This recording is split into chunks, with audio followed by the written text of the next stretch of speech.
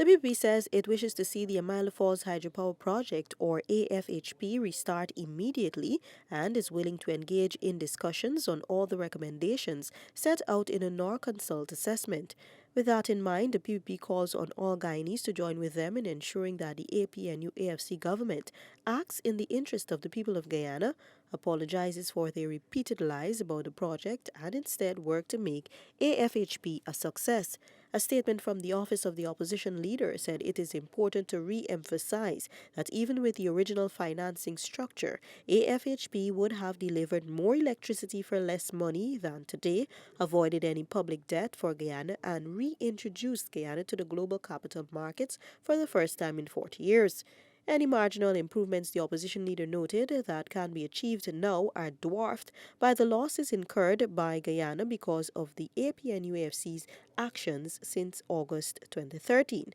To try and repair the damage, NOR Consult sets out how AFHP can be operational in 6.5 years' time, mainly because the original tenders date from 2008 and now need to be retendered. The review pointed out, however, that Amaila Falls alone cannot provide a 100% emission-free power generation in Guyana. Other generating sources will have to be added in parallel, like sun, wind, and thermal production based on emission-neutral fuel or bagasse for backup in the dry periods when the water flow to AFHP may be insufficient for full capacity operation, something which the current government says it will be exploring. As highlighted by the leader of the opposition, who is also the brainchild of the Low Carbon Development Strategy (LCDS), since the power demand is growing and for reaching the goal of 100% emission-free generation by 2025, as assumed by the LCDS, a second hydropower plant of capacity comparable with AFHP will have to be commissioned by 2025. It is also the view of the consultants that the boot-type public-private partnership model should be maintained for the project implementation.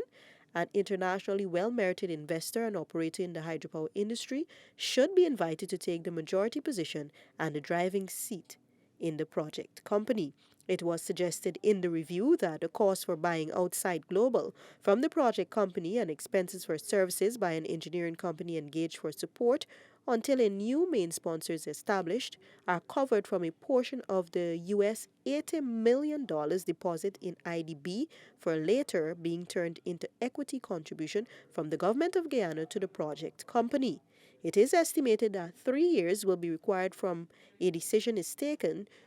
to resume project preparation for AFHP until financial close and notice to commence to the EPC contractor. From this point in time, another 3.5 years is estimated for construction until start commercial operation of Amaila Falls Hydropower Project. For Newsroom, Stacey Carmichael.